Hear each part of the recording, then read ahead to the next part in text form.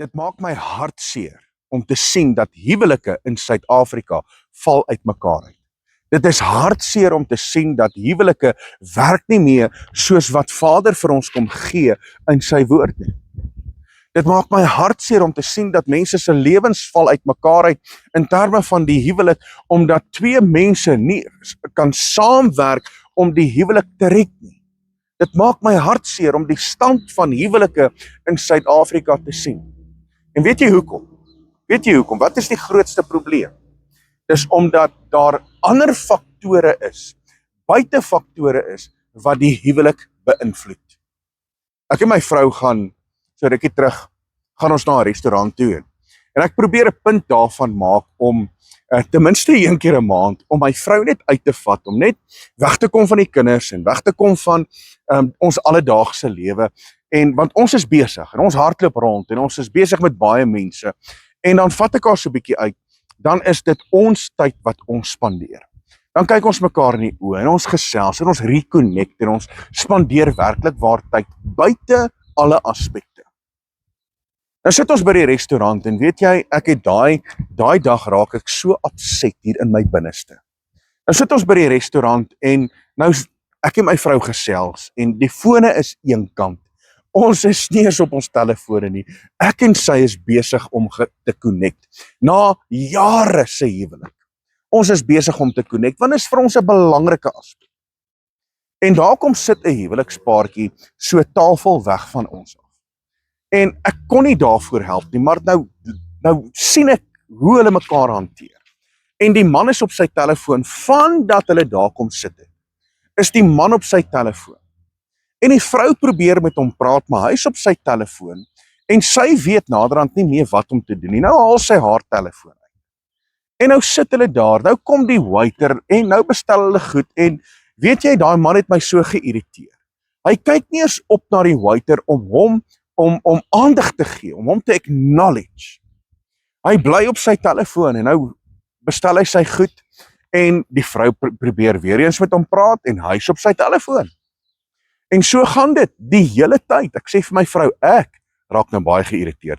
Ek is lus om hierdie man te vertel. Sy sê, my man, asseblief bedaar. Ek sê nee, dit werk nie so nie. En hier kom die kos, en die kos word neergesit. Hy is nog steeds op sy telefoon, en hy eet met die een hand, en hy is op sy telefoon, en ek raak op stroppelis in my binneste. En nou sien ek hierdie goed afspeel, en ek besef, maar weet jy wat? Huwelike in Suid-Afrika is stikkend. Want mense maak nie meer daai konneksie nie. Mense het nie meer daai 1-tot-1 konneksie met mekaar en hulle dien nie meer Vader gesamentlik in gees en in waarheid. Dis hoekom ons is besig om 'n huweliksnaweek te reël en dit gaan nou in Maart gaan dit plaasvind. Ons is besig om dit te reël en die datums gaan ons deurgee op sosiale media.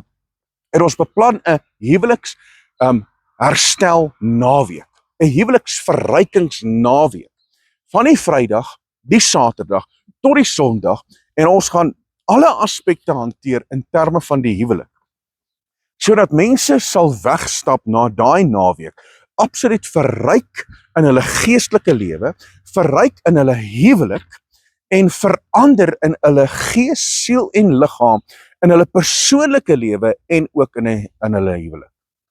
Want die woord van Vader sê vir ons, hierdie is baie belangrik wat ek nou vir jou gaan lees.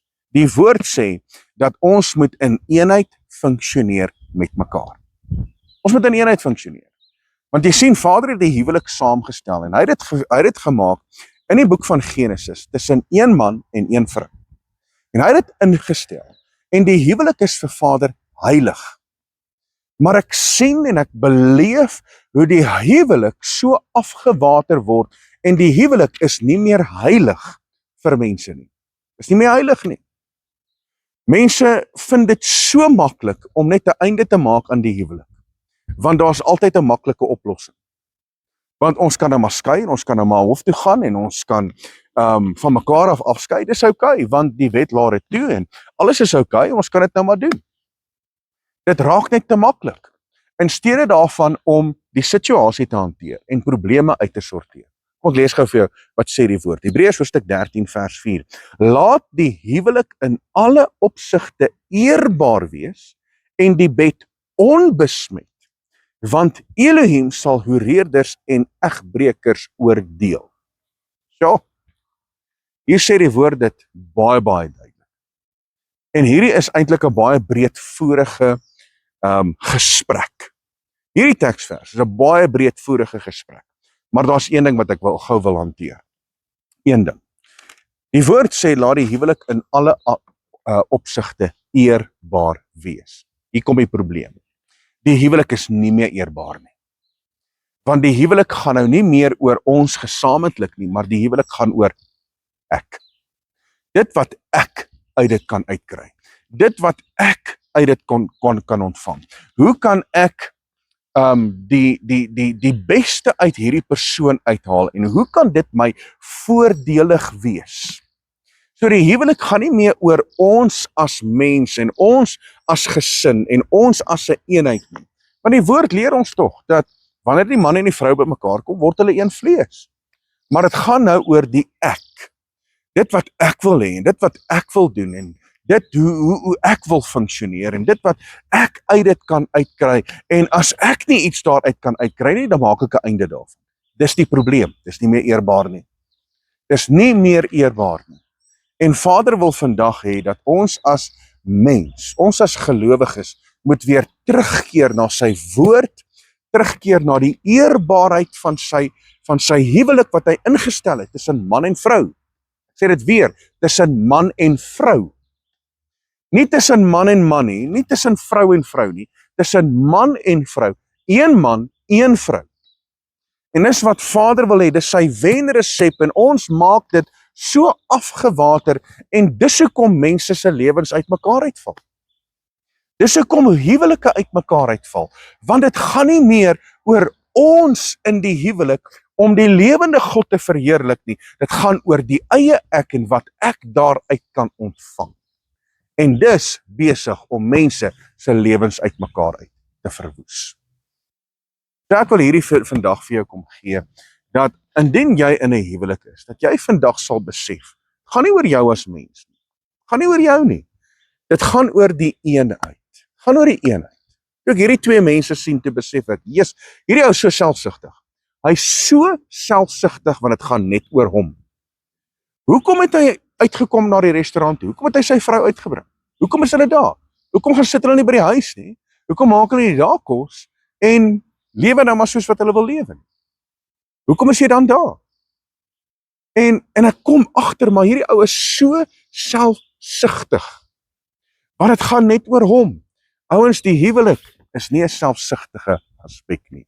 Die huwelik is glad nie selfsugtig nie. Hier sê die woord dit, dat die huwelik moet in alle aspekte eerbaar wees. En die probleem is, dis nie meer eerbaar nie. Kom ons kom terug. Kom ons kom terug na Vader se woord. Kom ons kom terug na die eenheid van die huwelik. Dat ons Vader sal verheerlik in ons huwelik. Dat ons Vader sal dien in gees en in waarheid. En dat ons sal kyk, maar hoe kan ons mekaar opvul en daar wees vir mekaar? Hoe kan ons in eenheid funksioneer? En dat ons in die huwelik die telefone sal begin eenkant sit. En dat ons weer sal reconnect met mekaar, sodat daar 'n herstel kan plaasvind in mense se lewens. Dat daar 'n herstel sal plaasvind in huwelike. En as jy wil deel wees van die huweliksverrykingsnaweek, asseblief kontak ons op sosiale media, kontak ons op WhatsApp en ons sit jou naam op en ons gaan al die datums gaan ons deurgee en ons sit jou naam op dat jy kan deel wees van hierdie naweek wat ons aanbied en ek waarborg jou, dit gaan lewensveranderend wees. Dit gaan jou huwelik transformeer en dis wat Vader wil hê in ons lewe. Dis wat Vader wil hê. Hy wil hê dat daar moet 'n transformasie plaasvind, nie net persoonlik nie, maar ook in ons huwelik. Dat die huwelike in Suid-Afrika gesond sal wees, dat die egskeidingssyfer sal drasties daal en dat die gesin en die huwelikslewe sal gerestoreer word in die teenwoordigheid van Jahwe ons Elohim. Nou mense, baie dankie dat jy ingeskakel is en dankie dat jy luister na hierdie uitsending. Dankie dat jy deel is van hierdie bediening. Mag jy vandag geseënd wees. mag die liefde, die vrede en die teenwoordigheid van Jahwe met jou wees. Halleluja. Van my kant af, Rian Abri, wees geseënd tot volgende keer. Shalom.